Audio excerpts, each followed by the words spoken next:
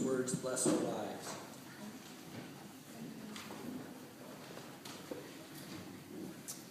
Growing up, I would say I had two things. First, I had the church. My family of origin, my parents, my grandparents, my aunts and uncles were not particularly kind or loving to children. They just simply weren't. Children were not especially wanted in my family. They weren't nurtured or valued. My siblings and I were pretty much, for the most part, invisible to the adults around us. And due probably to my birth order, I was the most particularly invisible of all of them.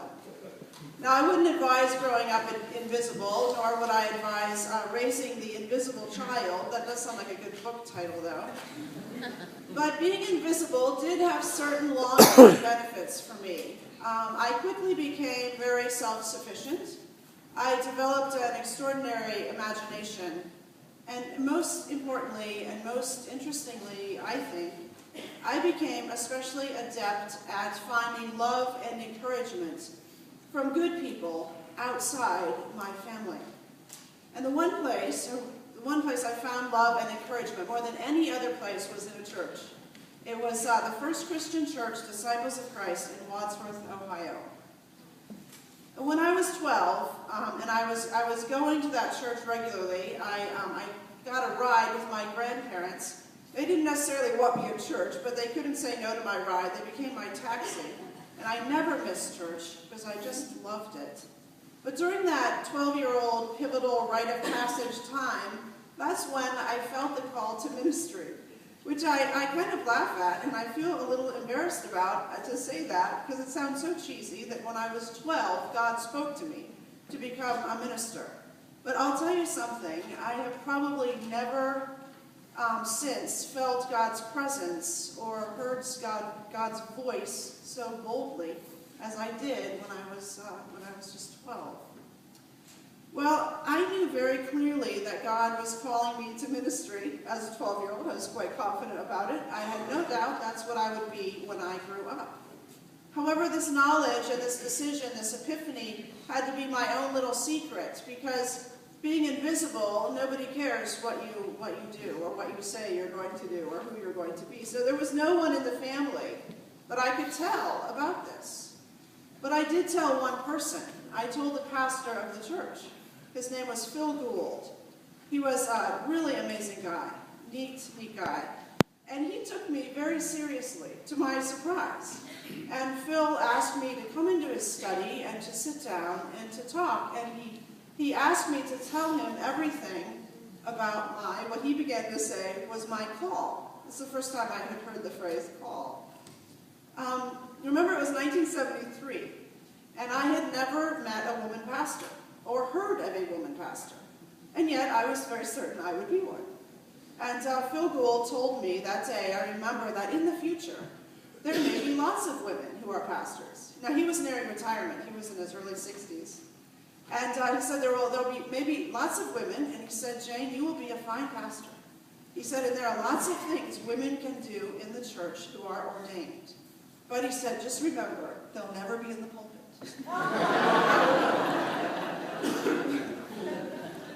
Well, Phil remained my good friend and my mentor for years, and when I went off to divinity school, many years after that day when I talked with him, he gave me his library. He had retired.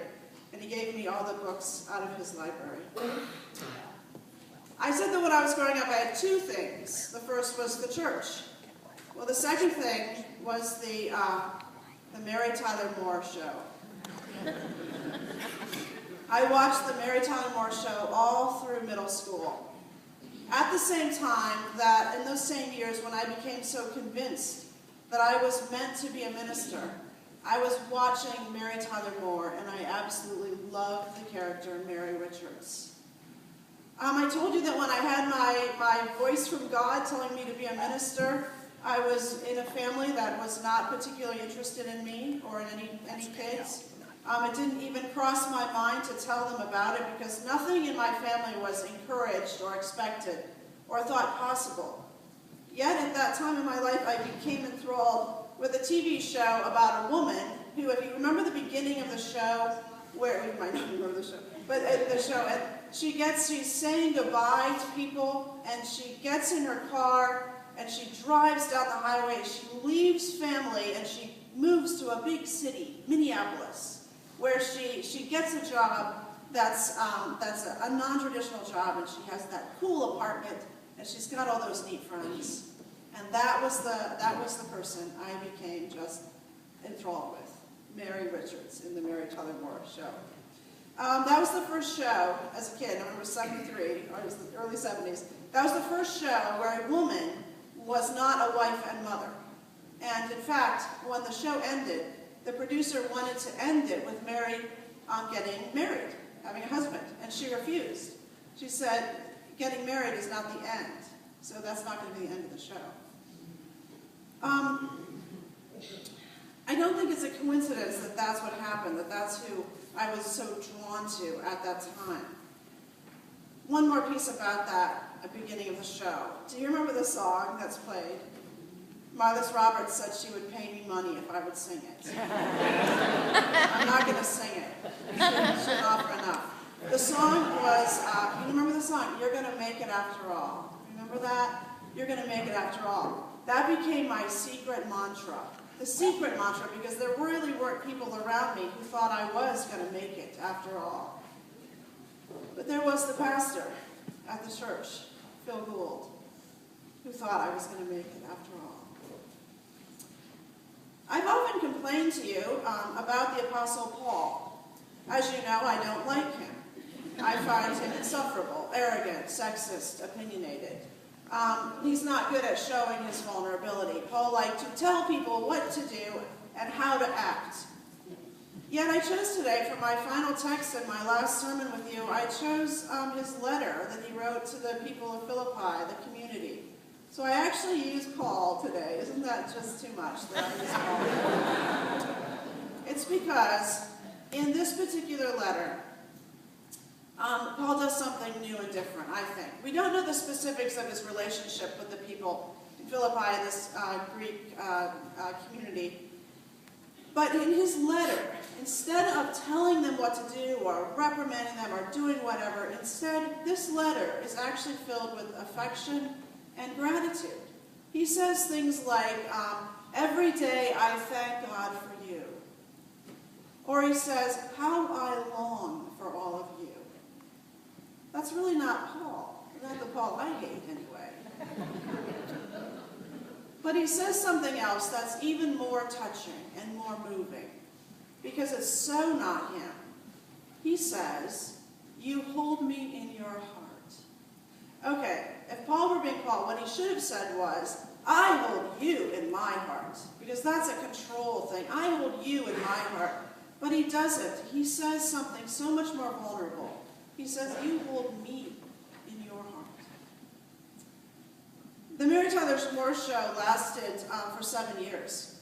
And the people on the show, the real life people, became very bonded as friends and very much a community of their own. At the same time, the characters in the show, Lou Grant, Mary Richards, Rhoda Morgenstern, Murray Ted, Sue Ann, I can see that some of you share my cultic love. Some of you don't. They also became very bonded as characters, and so as the show ended, and this is how it ends, it's they all work for the WJM news show, right? They put on the news, and so they all get fired at the end. So the characters themselves are saying goodbye, but at the same time, the real people, are saying goodbye to each other. The final farewell scene of the Mary Tyler Moore Show, I think it shows the pain of goodbye, of what a goodbye is like in its most wrenching, heartbreaking, human way. But the pivotal moment in the final scene is a speech made by a character, Lou Grant. Lou Grant was abrupt, sexist, opinionated, drank whiskey from a bottle in his desk drawer. He was unemotional and always in control. Who's he sound like? Yeah, Paul. Sounds like Paul. But in the last scene, when he tries to say goodbye, we see a different Lou Grant, a different person. The depth of his feelings surprises even him. And in a moment of vulnerability, he's able to express his love with words.